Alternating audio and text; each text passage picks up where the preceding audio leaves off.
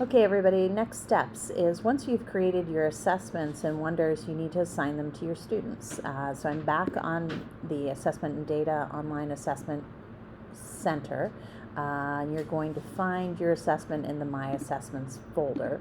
When I go in, I see here the Unit 1 Week 4 Help Astoria Friendship Assessment that I created, and I'm ready to assign it. So you're going to click on the three dots and scroll down till you can see Assign. When you click on Assign, it's going to take you through a couple of steps that you need to do. The first one's going to be to show what that assessment looks like. If you haven't previewed it yet, you're welcome to do that in case you want to make any changes. Most likely, you're going to just hit the Continue button at the bottom.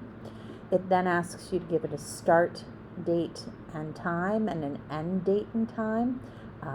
You want to check off this box to allow late submissions, just because you want to make sure that if you have any students who are absent, that they're still able to go ahead and take that assessment. Most likely you're going to leave that time limit unlimited, unless you want to limit the amount of time that they're allowed to do that assessment. You want to make sure, and it's going to default to visible. Gradebook category is going to default to tests. The only other option in there is practice, so I'd probably leave it as tests. Then you have the chance to select students. If this assessment is going out to all of them, it should already be defaulted to all students. If you want to change that and you're only assigning it to certain students, you're going to hit the edit button. Go ahead and you can clear all, or you can select all and then uncheck just certain students. They're already checked. So if I wanted to clear it and then just choose the student I wanted and apply that, I could. You can choose the number of attempts. For this one, I'm just leaving it at 1, in which case we don't have to change anything for best score calculations. If I wanted to give specific students an extra attempt at that, I could do that here. As far as extensions go, I don't think we're going to need to do that. That's if you wanted to give an extension that someone had longer to take this assessment than someone else. I guess you could do it if somebody was specifically out.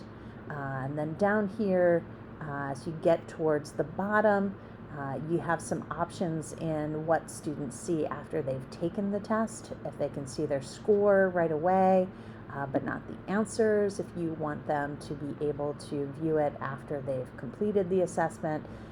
If you'd want them to not be able to view it until the assessment's closed, so that others couldn't share any of that information, or on a specific date.